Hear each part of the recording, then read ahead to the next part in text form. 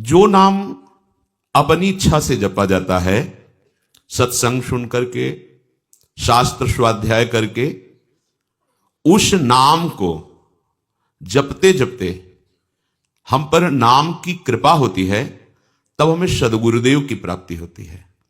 और जब गुरु प्रदत्त नाम होता है, वो सबीज नाम होता है।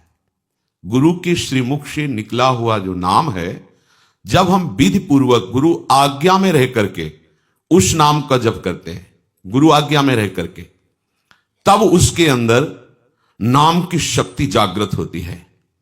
नाम की शक्ति जागृत में प्रभाव सदगुरुदेव का होता है। ध्यान दीजिए, अगर आप स्वेच्छा से नाम जप कर रहे हैं, वो मंगल भवन नाम है, आपका मंगल करेगा, आपके दुरति का पाप का नाश करेगा, आपको सदगुरु की प्राप्ति कराएगा, वो व्यर्थ नहीं जाएगा। पर उससे दिव्य लीला में आप प्रवेश पा जाएं, असंभव। वो मार्ग ही है। जब सदगुरुदेव भगवान नाम प्रदान करते हैं और हम उनकी आज्ञा में रहकर नाम जप करते हैं, तो गुरुदेव की शक्ति के प्रभाव से हमारे हृदय में अधिकार बनने लगता है बीज मंत्र प्राप्त करने का। बड़ा सुंदर क्रम है। सदगुरुदेव जब उसको देखते हैं कि ये इष्ट मंत्र का अधिकारी हो गया है, गुरु प्रदत्त नाम, सबीज नाम गुरु अनुशासन में जपते जपते जब गुरुदेव की कृपा शक्ति से उसके स्थूल शरीर, ये पांचभौतिक, ये पवित्र, और सूक्ष्म शरीर मन चित्त बुद्धि अंतःकरण पवित्र, और कारण शरीर स्वभाव का परिवर्तन, तब गुरुदेव उसे बीज मंत्र देते हैं। बीज मंत्र ये विशुद्ध भावदेह की प्राप्ति कराता है। बीज मंत्र के क्रम विकास से उसमें दिव्यता का प्रादुर्भाव होता है। क्रम विकास से आप कितना अधिक मंत्र में तन्मय हो रहे हैं, कितना अनुशासन से युक्त हैं, कितनी पवित्रता का निर्वाह कर रहे हैं, कितनी आपके अंदर एकाग्रता है, कितनी देर मंत्र में टिकते हैं, उसके अनुसार देह एवं मन की सारी मलिनता दूर हो जाती है और बीज मंत्र से सिद्ध स्वरूप का उदय होता है उस उपासक के हृदय में। भावदेह जिसे कहते हैं। मंत्र सिद्धि आचार्य परंपरा से है। आपको मंत्र सिद्ध करने की जरूरत नहीं है, सिद्ध मंत्र है। इस मंत्र में प्रियता, अधिक समय तक टिके रहना,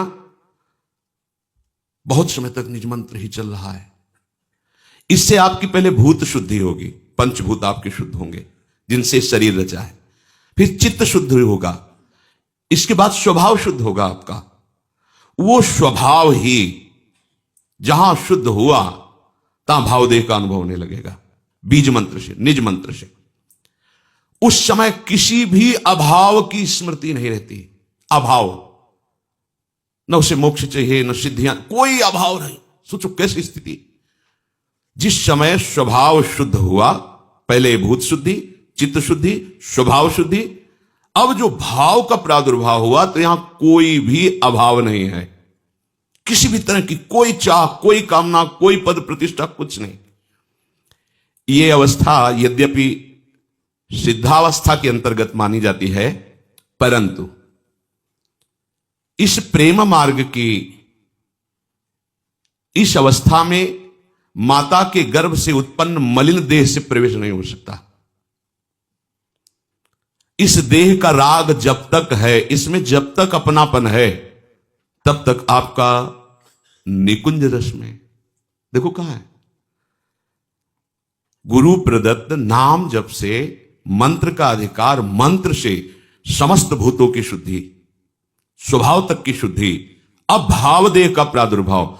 माता के गर्भ से उत्पन्न हुए देह से प्रवेश नहीं है, भावदेह से, गुरु प्रदत्त मंत्र से उप्रगट हुआ जो देह है, उससे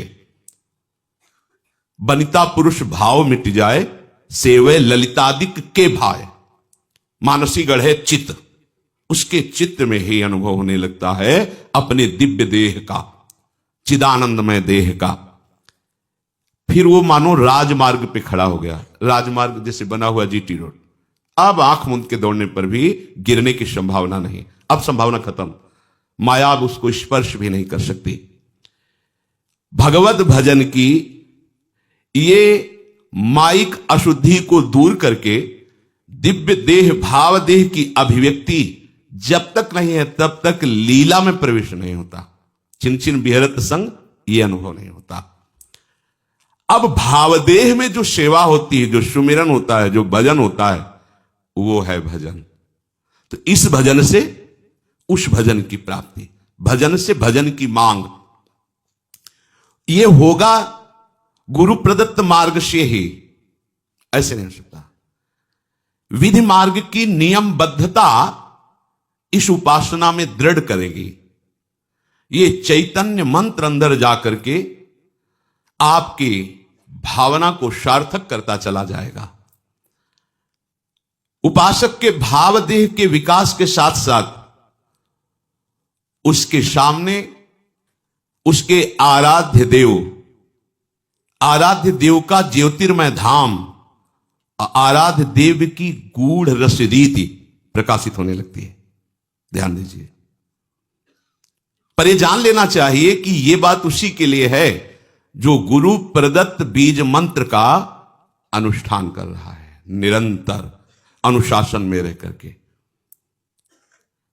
यह मंत्र वाच्य वाचक अभेद स्थिति पैदा कर देता है, अर्थात ये निज मंत्र ही नवनिवृत्त निकुंज विलासी युगल सरकार और उनकी आंतरिक प्रीति, मन मन की रुचि जानी, ये सामर्थ्य प्रदान करता है। गुरु प्रदत्त बीज मंत्र जब पवित्र साधक के हृदय रूपी खेत में पड़ता है तो इष्ट रूपी फसल तैयार हो जाती है।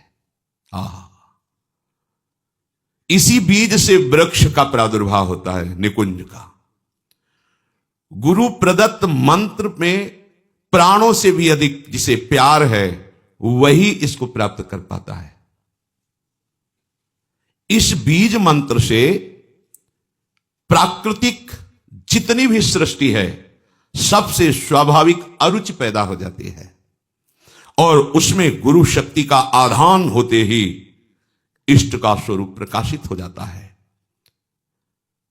नाम नामी जैसे अभेद है वैसे ही मंत्र और निकुंज अभेद है। इस उपासना की विशेषता यही है, गुरु अनुशासन में रहकर उपासना करना। ज्योतिर्मय धाम, ज्योतिर्मय रूप, ज्योतिर्मय लीला, अब ये भजन का प्रभाव प्रकाशित हुआ।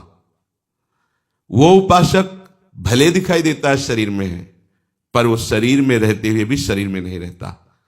वो अपने ज्योतिर्मय धाम में धामी श्यामा श्याम की नित्य सेवा में अपने भाव देश से रहता है। शरीर छूटे या बना रहे इससे कोई फर्क नहीं पड़ता, शरीर रहते ही वो इस अवस्था को प्राप्त हो जाता है। ये प्रेम की चरम अवस्था है। अब ऐसे महापुरुष में और इष्ट में बिल्कुल कोई अंतर नहीं रह जाता, विगलित होकर के एकीभूत हो जाता है। अब वो रस स्वरूप हो जाता है।